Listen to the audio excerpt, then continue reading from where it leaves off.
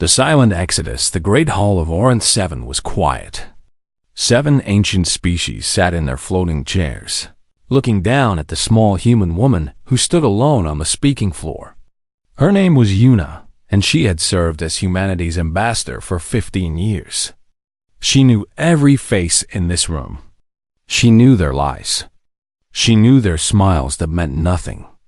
Counselor Vethra clicked his mandibles together. His insect eyes showed no feeling. The integration mandate has passed, he said.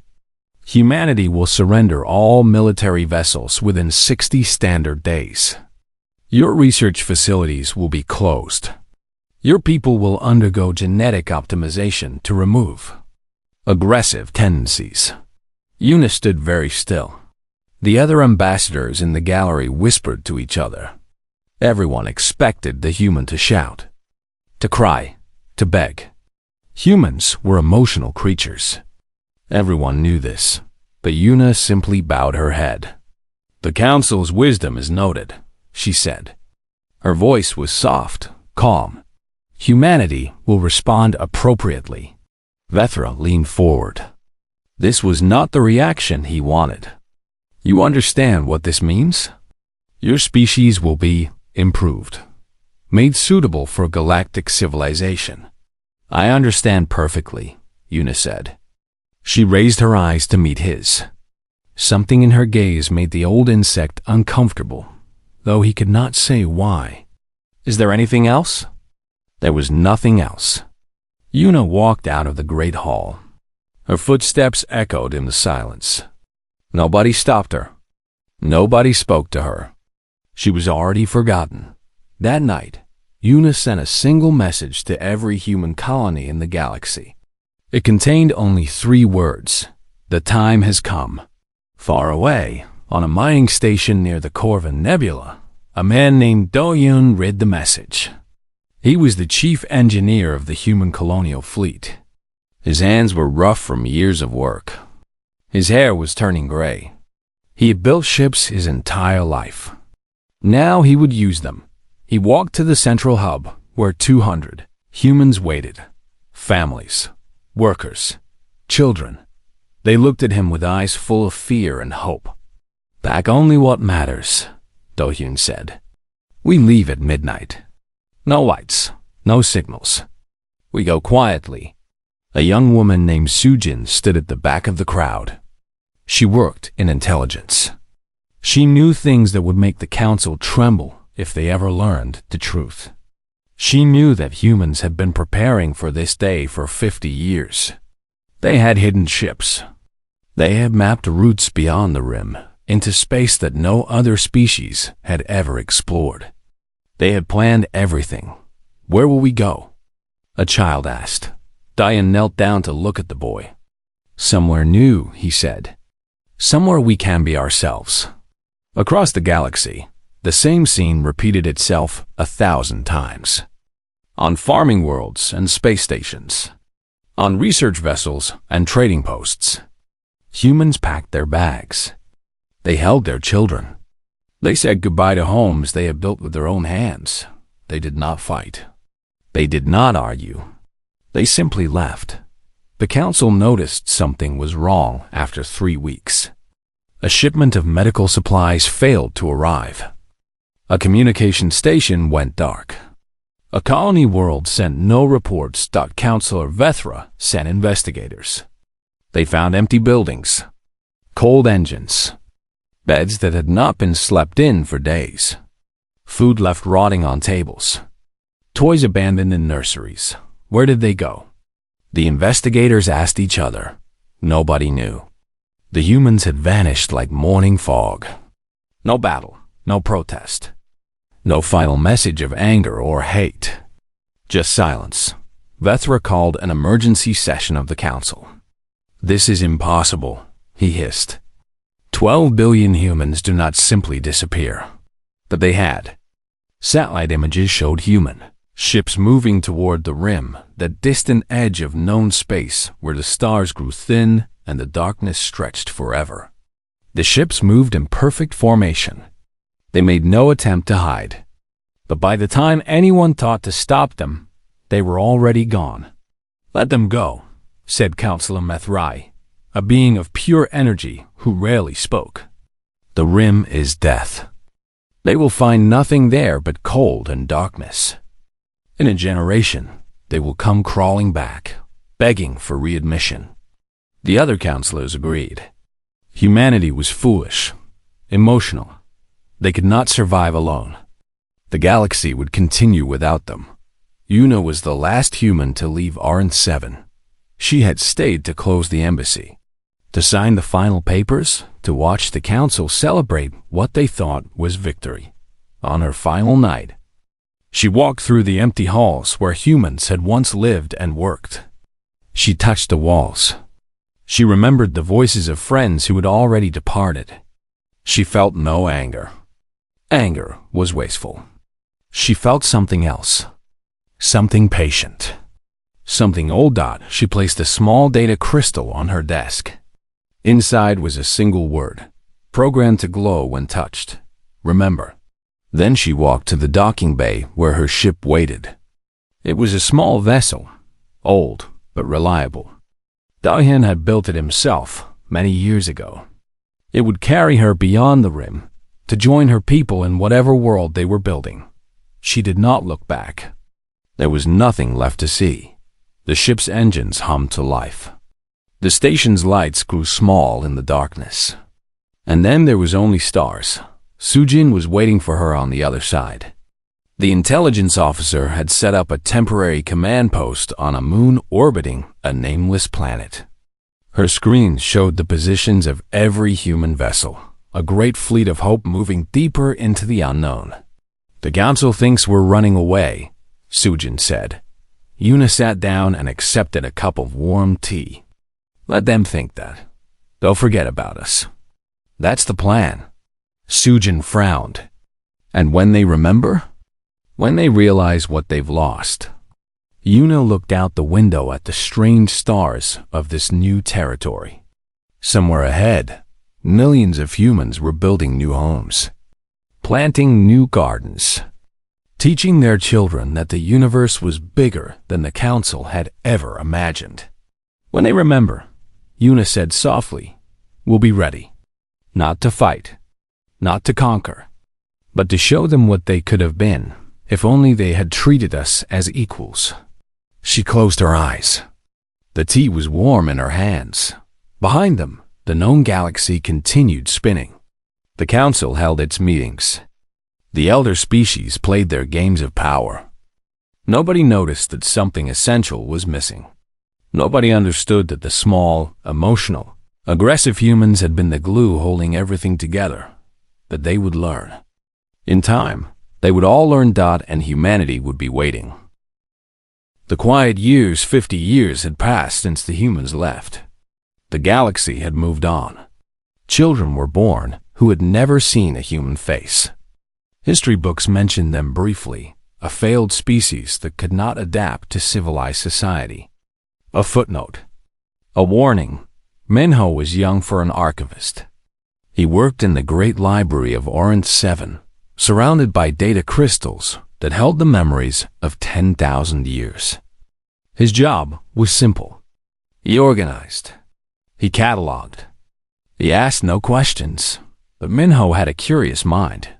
And curious minds are dangerous things. It started with a medical file. A treatment for a lung disease that had killed millions of council citizens. The file said the cure was invented by the Velthrani, a proud species of tall, blue-skinned scholars. But when Minho dug deeper, he found an older file. The original research had been done by a human doctor named Jiwoo 70 years ago. The Velthrani had simply copied her work. Minho found more. A navigation system credited to the insectoid Kethra was actually designed by human engineers.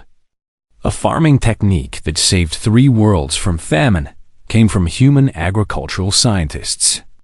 Everywhere he looked, he found humans, hidden, erased, forgotten. Why did nobody tell me? He asked his supervisor. The old archivist looked uncomfortable.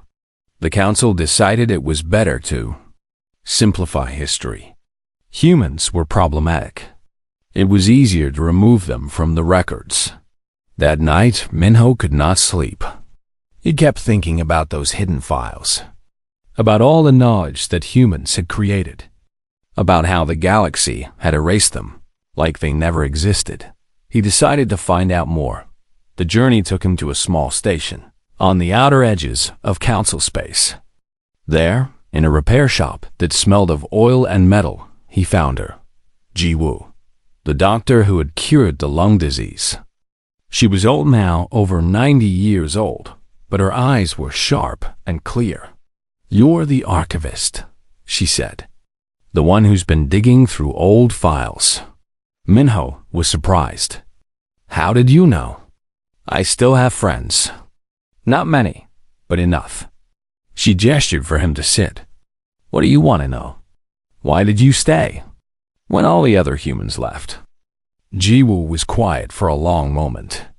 Her hands, wrinkled and spotted with age, rested on her knees. Someone had to stay behind, to watch, to remember. She looked at him. "And to wait. Wait for what?" "For someone like you to start asking questions." She told him everything. About the integration mandate, about the silent exodus, about the years of preparation that came before. Humans had known for decades that the council would never accept them as equals. So they made a plan. "We didn't run from you," Ji-woo said. "We stepped back to let you see what you'd become without us." Minho didn't understand. "What do you mean?" "Look around you, boy. Really look. The galaxy is falling apart. Trade routes are failing. Technology is breaking down. Diseases are spreading that nobody knows how to cure." She leaned forward. "Humans were never powerful. We held no seats on the council. We had no great fleets. But we were the ones who fixed things, who solved problems, who held the broken pieces together." Minho thought about the failing power grid on his home world, about the medicine shortages, about the riots that had broken out on 3 different planets last year. Everyone blamed different things. Bad luck, political corruption, natural cycles. Nobody blamed the absence of humans. "What happens now?" he asked. Ji-woo smiled. It was a sad smile, full of memories. "Now you go back to your library. You keep digging. And when the time comes, you tell the truth." Minho returned to Orange 7. He said nothing to anyone, but he started keeping his own records. Secret files that documented everything the council had hidden. Meanwhile, something else was happening at the edge of known space. A woman named Hygiene worked in council intelligence.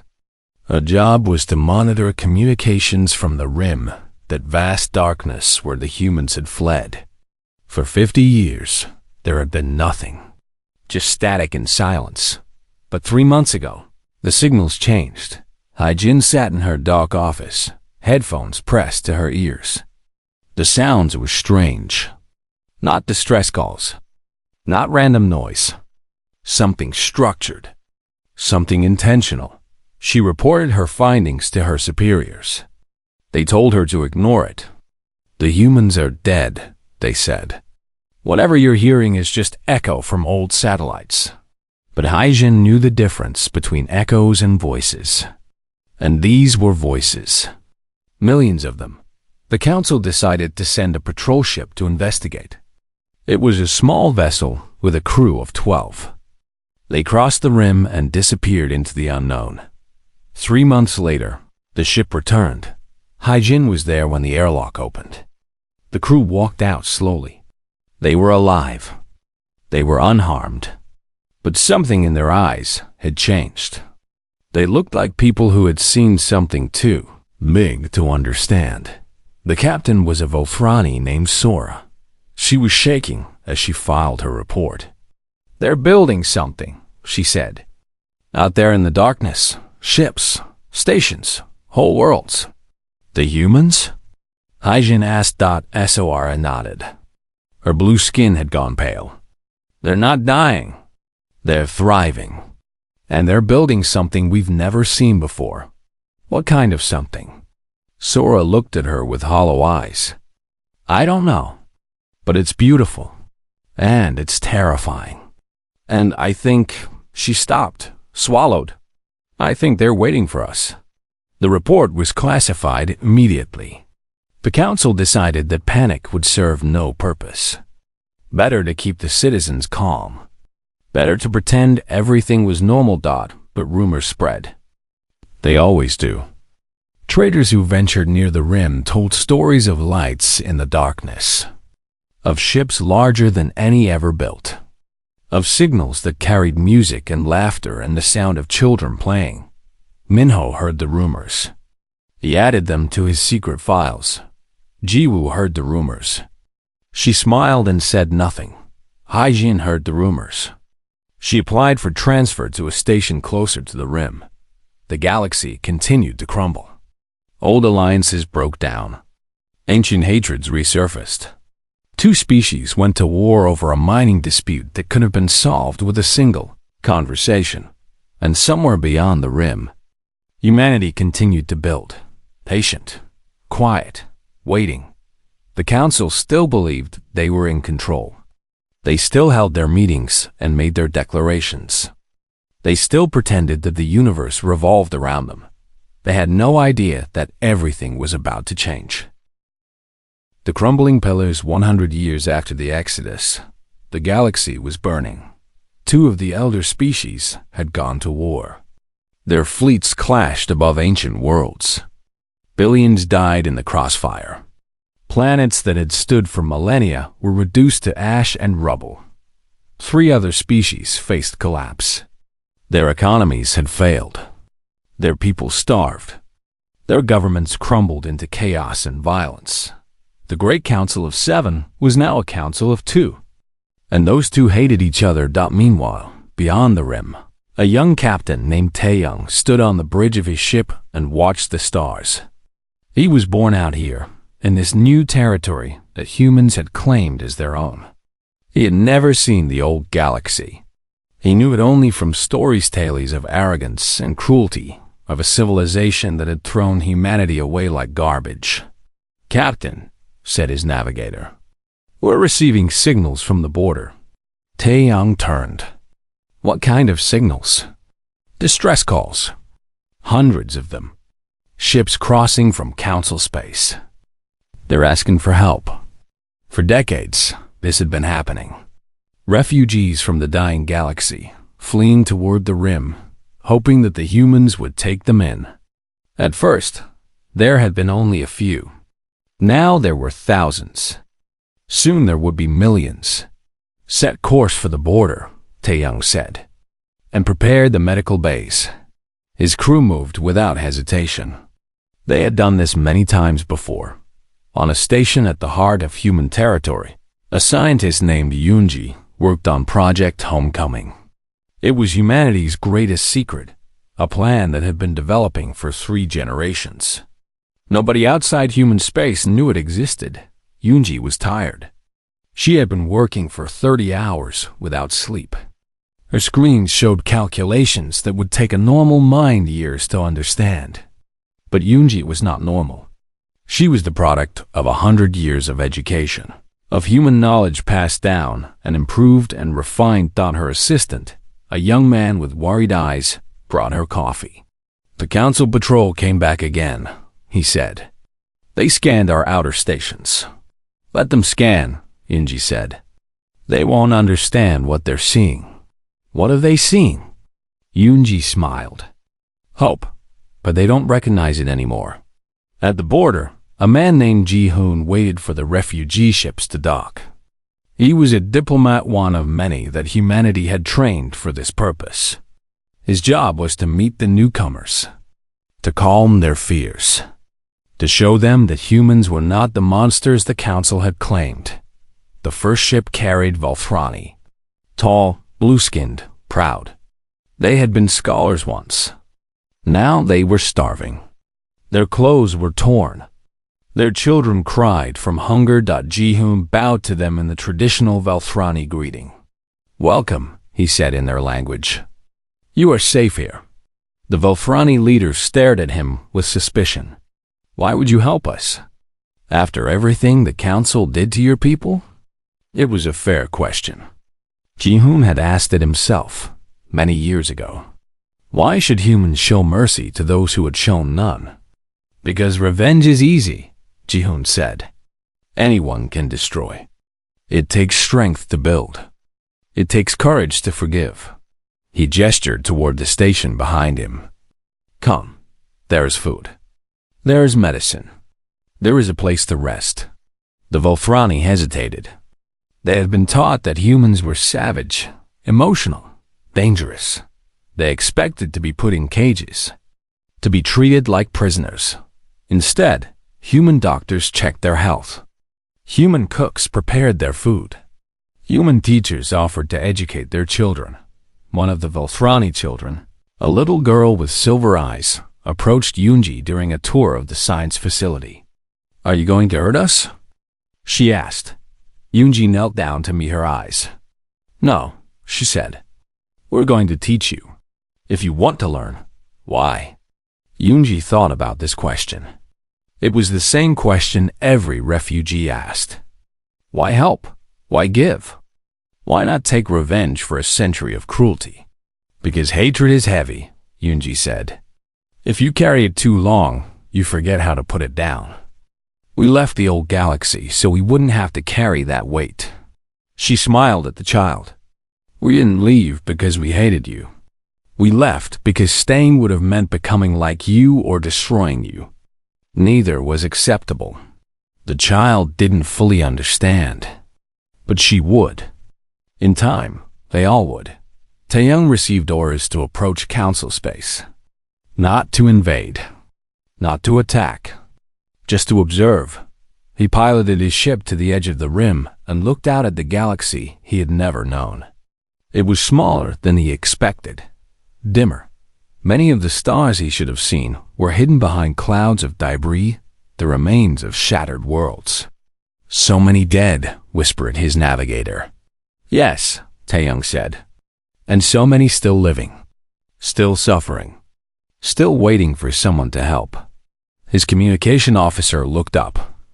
Captain, we're receiving a signal from RN7, the old council station. What does it say? The officer listened. Her face went pale. It's a distress beacon. The first one, activated in centuries. She met his eyes. The message is simple. Just 3 words. What words? She swallowed. Please. We need help. Taeyong stood very still. Around him, his crew waited. They knew what this meant. The galaxy that had rejected them, that had tried to erase them, was now begging for the return.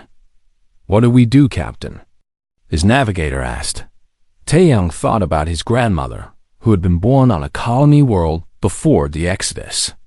She used to tell him stories about the old days, about human children who were called savages, about human scientists whose work was stolen, about human families who were forced to bow and scrape before aliens who thought they were inferior. She never spoke of revenge. She never spoke of hatred. She only spoke of hope. We go, Taeyong said. We go and we help. Because that's who we are. That's who we choose to be. He turned his ship toward the dying galaxy dot behind him. 1,000 other ships followed, and somewhere in the darkness between stars, Yoonji activated Project Homecoming. The humans were coming back. The return nobody expected. The first human ships appeared above the dying world of Keth Prime. The people below saw them and ran to their bunkers. They grabbed their weapons. They held their children close and prayed. They expected fire. They expected bombs. They expected the revenge that they knew they deserved. Instead, the ships landed gently in empty fields. Their doors opened, and humans walked out carrying seeds. Admiral Sungu commanded the return fleet. He was a tall man with gray hair and calm eyes. He had spent his entire life preparing for this moment. Not preparing for war, preparing for peace. His soldiers were not soldiers. They were farmers and doctors and engineers. They carried medicine instead of weapons. They planted crops instead of flags. The council did not understand. Councilor Vethra was very old now. His insect body had grown weak with age. But his mind was still sharp, and his hatred of humans had never faded. He watched the reports with growing confusion. What are they doing? He demanded. This is not an invasion. This is not conquest. What is the meaning of this? His advisors had no answers. On world after world, the same scene repeated. Human ships arrived. Human hands reached out. Human voices spoke words of comfort to people who had once treated them like animals. Na Young led the medical teams. She was a small woman with steady hands and infinite patience. She had trained her entire life for this mission. Diseases created by Council bioweapons had spread across 3 sectors. Millions were dying. Nobody knew how to cure them. Na Young knew. She walked through hospitals filled with groaning bodies. She held the hands of dying children. She worked without sleep, without rest, without complaint. And slowly, miraculously, people began to recover. A Velthrani doctor watched her with amazement. How do you know these cures? He asked. This disease was created only 10 years ago. You could not have studied it. Naon smiled sadly. Your people stole our research a century ago. You published it under your own names. You took credit for our work. She held up a data crystal. We kept the original files. We kept developing. We kept learning. While you were fighting, we were preparing. The doctor bowed his head in shame. We treated your people like lesser beings. We took everything and gave nothing. Why would you help us now? Because sickness does not care about politics, Naong said.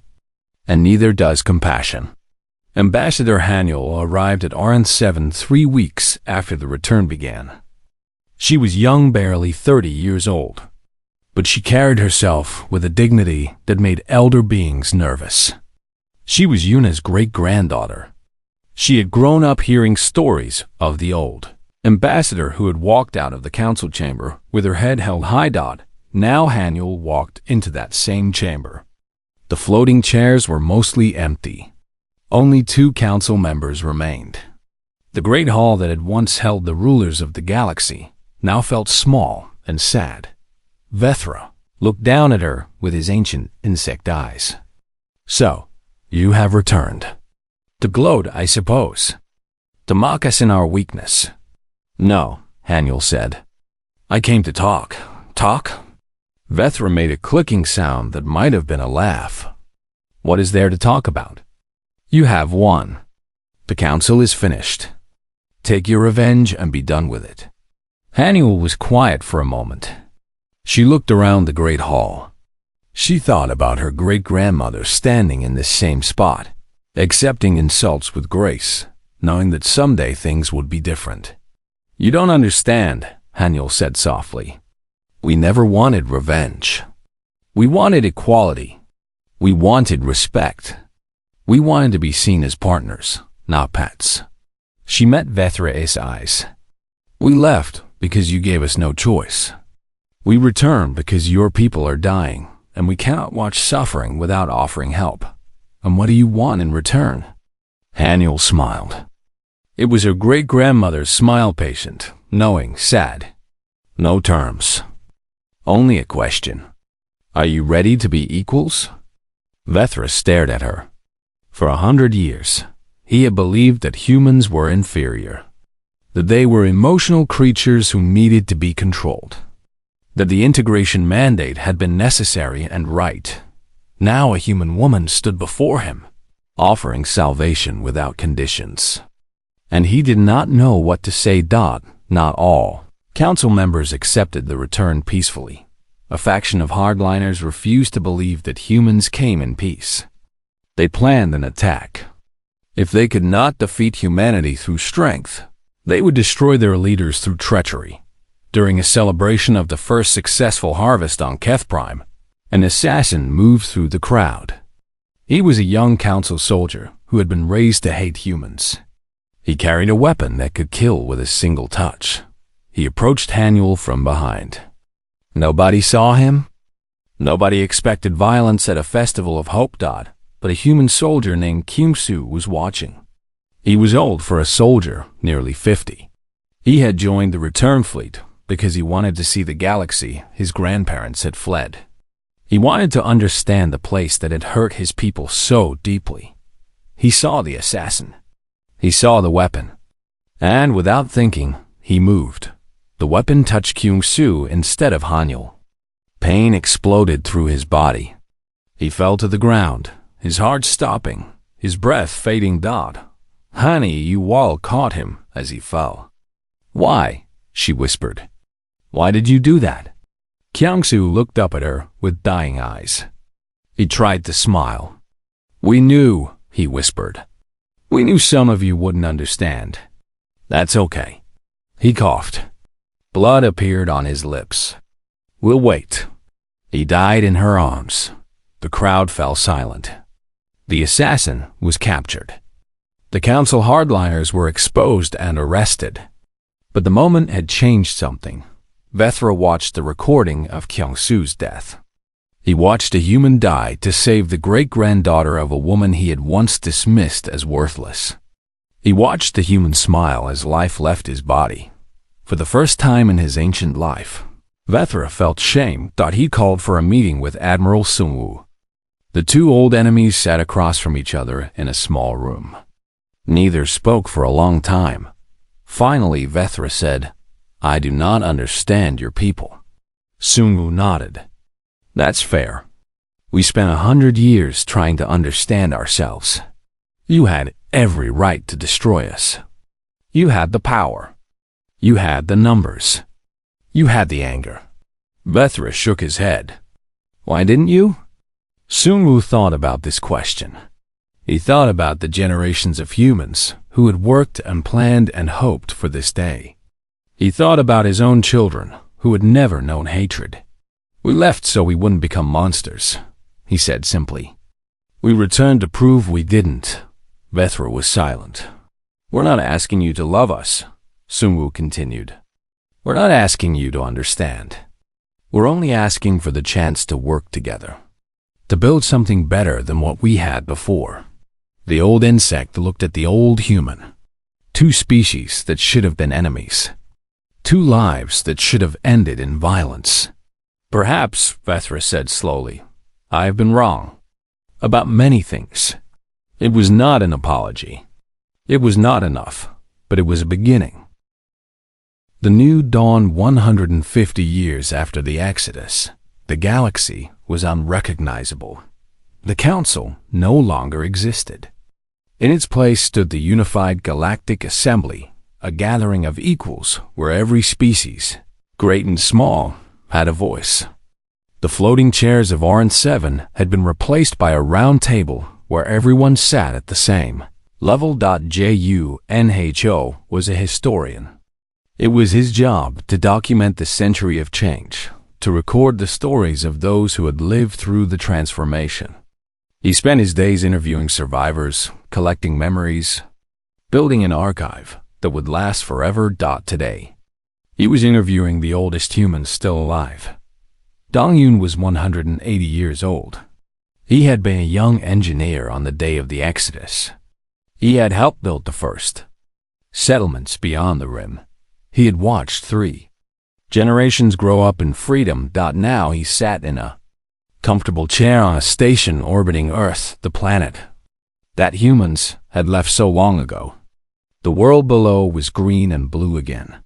Forests covered the scars of ancient wars. Oceans sparkled in the sunlight. It had taken 50 years to heal, but Earth was finally home again. "Tell me about the early days," Junho said, his recorder capturing every word. Dongyun laughed. It was a warm sound, full of memories. "The early days were hard. We had nothing. No stations. No farms. No certainty that we would survive." He looked out the window at the Earth below. But we had each other. And we had hope. Were you angry? At the council? At the species that drove you away? The old man was quiet for a long moment. Of course I was angry. We all were. For many years, there were voices calling for revenge. Build weapons, they said. Build fleets. Go back and burn them all. Why didn't you? Because we had a choice. Dong-Hyun's eyes were distant, seeing things that no longer existed. We could have burned them. We had the technology. We had the numbers. We had every right. He shook his head. But then what? We would have ruled ashes. We would have become the very thing we hated. Junho wrote this down. It was the same answer every survivor gave. Not the desire for revenge, but the choice to reject it. So what did you build instead? Dong-Hyun smiled. Schools, hospitals, farms. We focused on knowledge, on growth, on making every generation smarter and kinder than the last. He paused. We asked ourselves one question over and over. What do we want to leave behind? And the answer? A home. Big enough for everyone. That afternoon, the Unified Assembly held its annual Remembrance Day ceremony. Species from across the galaxy gathered to honor the past and celebrate the future. President Soyeon stood at the center of the round table. She was human, but she had been elected by a majority of non-human votes. Her leadership was not about species. It was about vision. The chamber was full. Belthrani sat beside Kethra. Former enemies shared food and stories. Children of all species played together in the galleries above. Soyeon raised her hand. Silence fell. 150 years ago, she began, my ancestors left this galaxy. They left in silence, without anger, without violence. They walked into the darkness because they believed that a better future was possible. She paused, looking at the faces around her. So many different forms. So many different histories. So many different reasons to hate each other. During their years beyond the rim, they discovered something. Not God, not ancient aliens, not some magic answer to all problems. She smiled. They discovered perspective. The assembly listened. The universe is vast, Soyeon continued. Too vast for grudges. Too old for hate. My ancestors spent a century asking themselves what they wanted to build. The answer was never an empire. It was never revenge. It was never domination. She spread her arms to encompass the entire chamber. It was this. A table where everyone sits as equals. A galaxy where children never learn to fear each other. A future where the measure of a species is not power, but kindness. The chamber erupted in applause. Not just from humans. From everyone. After the ceremony, Junho found Dong-Hyun on the observation deck. The old man was watching Earth turn slowly below. Beautiful, isn't it? Dong-Hyun said. Junho nodded. I have one more question from my archive. Did humanity win? Dong-Hyun turned to look at him. His eyes were very old, but very clear. No, he said. Nobody wins. That's the lesson. Victory means someone loses. And when someone loses, everyone loses eventually. Then what was the point? All those years of building. All that patience. What was it for? The old man thought about this. He thought about Yuna, who he had met once as a young man. He thought about the data crystal she had left behind, now displayed in a museum. He thought about generations of humans who had worked and hoped and dreamed. The point, Dong-Hyun said slowly, was to prove that we didn't have to be what they expected. They called us savage. We answered with mercy. They called us stupid. We answered with knowledge. They called us weak. We answered with patience. He looked back at Earth. The only real victory is when everyone gets to stay. When nobody has to run. When children can play together without knowing that their grandparents were enemies. He smiled. That's what we built.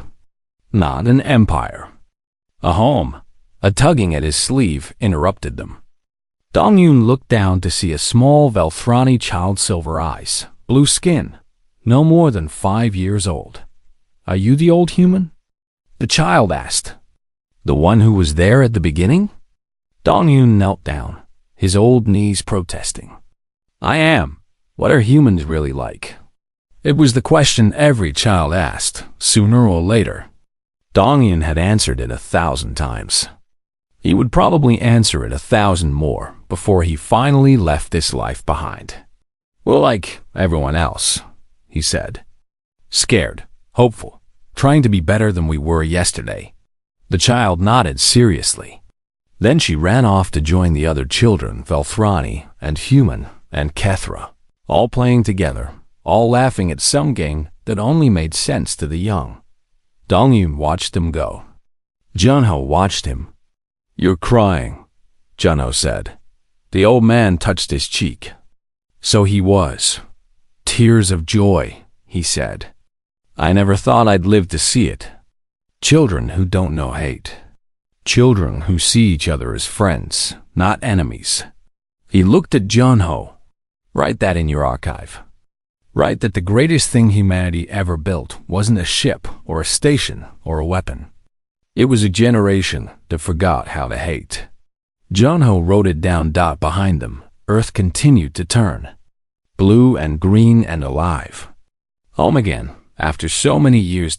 And somewhere in a museum on Orange 7, Yuna's data crystal still glowed with its single word. Remember. Humanity remembered. They remembered the pain. They remembered the exile. They remembered the long years of building in the darkness. But more importantly, they remembered what they had chosen to become, not conquerors, not avengers, not rulers. Just people, trying to be better, one day at a time. And that, in the end, was enough.